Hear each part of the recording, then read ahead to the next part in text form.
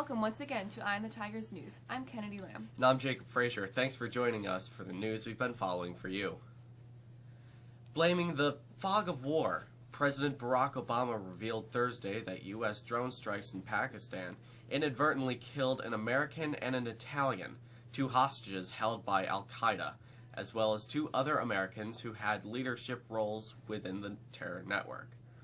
Obama somberly said he took full responsibility for the January CIA strikes and regretted the deaths of hostages Warren Weinstein of Rockville, Maryland, and Giovanni Laporto, an Italian aid worker.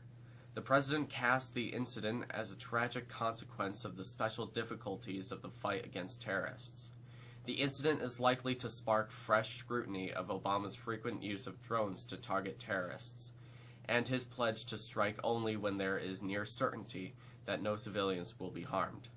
Weinstein, who was captured as he neared the end of a contract assignment with the U.S. Agency for International Development, and Laporto were killed during a drone strike against an al-Qaeda compound in Pakistan near the Afghan border. U.S. officials said the compound was targeted because intelligence showed it was frequented by al-Qaeda leaders. That same intelligence offered no indication the hostages were there, the officials said. Former CIA Director David Petraeus, whose career was destroyed by an extramarital affair with his biographer, was sentenced Thursday to 2 years probation and fined $100,000 for giving her classified material while she was working on the book. The sentencing came 2 months after he agreed to plead guilty to a federal misdemeanor count of unauthorized removal and retention of classified material. The plea agreement carried a possible sentence of up to a year in prison. In court papers, prosecutors recommended 2 years probation and a $40,000 fine, but Judge David Kiesler increased the fine to, quote, reflect seriousness of the offense. He said Petraeus committed a, quote, grave and uncharacteristic error in judgment. Appearing calm and wearing a business suit, Petraeus made a brief statement before he was sentenced, apologizing for the, quote, the pain my actions have caused. With the evidence coming in one study after another, scientists are now more certain than ever that oil and gas drilling has caused hundreds upon hundreds of earthquakes across the U.S. So far, the quakes have been mostly small and have done little damage beyond cracking plaster, toppling bricks, and rattling nerves. But what seismologists warn is that shaking can dramatically increase the chances of bigger, more dangerous quakes. Up to now, the oil and gas industry has generally argued any such link requires further study. But the rapidly mounting evidence could bring heavier regulation down on drillers and make it more difficult for them to get projects approved.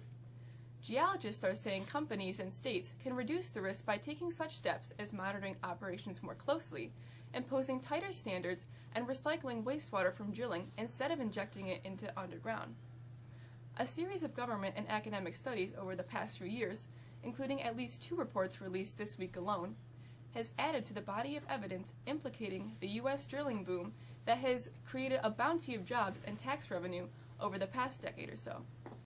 Ford Motor Company said Thursday it's laying off 700 workers at a Michigan assembly plant because of slow sales of the small cars and hybrids it makes. The Michigan assembly plant in the Detroit suburb of Wayne will move from 3 shifts to 2 starting June 22nd, spokeswoman Christina Adamski said. The plant, which makes the Ford Focus and C-Max hybrid, has been operating on 3 shifts since 2012. The plant is the same one President Barack Obama visited in January to hail the resurgent U.S. auto industry. But even during that visit, the plant was temporarily shut down to prevent overproduction of the slow-selling cars. The plant also makes the electric versions of the Focus and C-Max. Comcast is abandoning its $45.2 billion purchase of Time Warner Cable, according to media reports. Bloomberg News and the New York Times both said Thursday that the cable company is planning to drop their bid after pushbacks from regulators. They both cited unidentified people with knowledge of the matter. Comcast may make an announcement as soon as Friday, Bloomberg said. Comcast and Time Warner Cable declined to comment. Combining the number 1 and number 2 U.S. cable companies would put nearly 30% of TV and about 55% of broadband subscribers under one roof. That would give them the resulting behemoth unprecedented power over what Americans watch and download. That has had competitors, consumer groups, and senators lining up to oppose the deal. McDonald's plans to close 350 poorly performing stores in Japan, the United States, and China as part of a plan to boost its sagging profits. Those previously unannounced closings disclosed on a conference call with Wall Street analysts on Wednesday are on top of the 350 shutterings at the world's largest restaurant chain had already targeted for the year.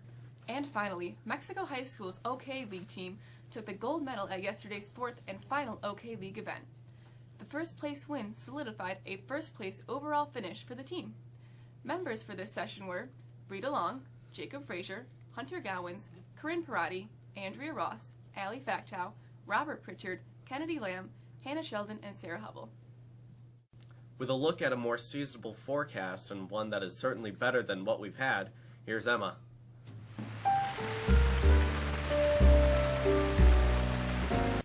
We've got one more day to get through before we can come back to a more spring-like weather pattern.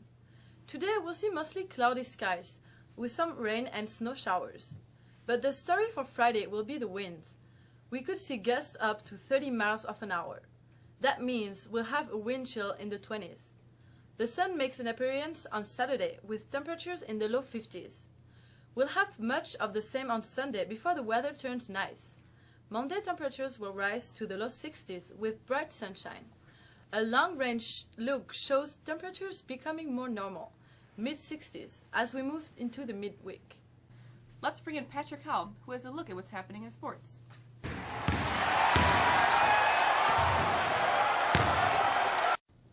The Mets continued to be the best team in Major League Baseball over the first 3 weeks of the season. Jacob deGrom and the surprising New York Mets try to set a franchise record with their 12th straight victory. They can do it with a win at Yankee Stadium in the Subway Series opener. Coming off a 10-0 homestead, the Mets have the top mark in the majors at 13-3. Michael Pineda starts for the Yankees, who have won 6 of 7. The Stanley Cup playoffs continue tonight with the Rangers can close out its series with the Pittsburgh Penguins at Madison Square Garden. Last night, the Islanders' hopes to advance took a real hit when they were beaten up by a physical Washington Capitals team 5-1. The NBA playoffs continued last night as LeBron James led his Cleveland Cavs to a 3-0 series lead over the Celtics. James poured in 31 points. Derrick Rose scored 34 points, and Jimmy Butler added 24 in the Bulls' 113-106 double overtime victory Thursday night to take a 3-0 lead in their Eastern Conference playoff series. In the West, Stephen Curry scored 40 points, including a three-pointer, in the final seconds of regulation to complete a 20-point fourth-quarter comeback, and the Warriors beat the Pelicans 123-119 in overtime Thursday night to take a 3-0 series lead. A federal judge has approved a settlement agreement that is expected to cost the NFL $1 billion over 65 years to resolve thousands of concussion lawsuits. The NFL actuaries project about 6,000 of the league's nearly 20,000 retired players could someday develop Alzheimer's disease or moderate dementia over the life of the deal approved Wednesday by a federal judge in Philadelphia. The average individual award would be about $190,000. Awards could reach $1 million to $5 million for those diagnosed in their 30s and 40s with Parkinson's disease or Lou Gehrig's disease, or for deaths involving chronic brain trauma. That's it for sports. I'm Patrick Howell.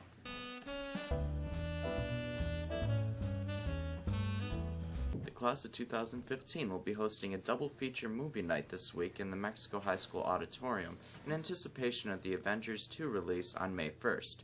At 6 p.m. on Friday, April 24th, we will be showing The Avengers, and then at 9 p.m. we will be showing Captain America, The Winter Soldier.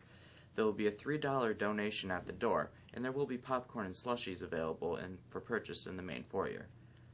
College night is scheduled for Monday, April 27th at the SUNY Oswego Campus Center from 6 to 8.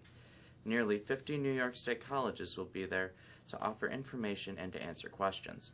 Also on Monday, the English department is hosting an afternoon movie get-together beginning at 3 o'clock. Students are invited to the auditorium for a viewing of The Truman Show, starring Jim Carrey. Slushies and popcorn are available. Report cards should be waiting for students when they get home. One more quarter left. And finally, Svenja has our history lesson. On this day in 1800, Congress approved a bill establishing the Library of Congress. In 1877, federal troops were ordered out of New Orleans, ending the North Post Civil War rule in the South.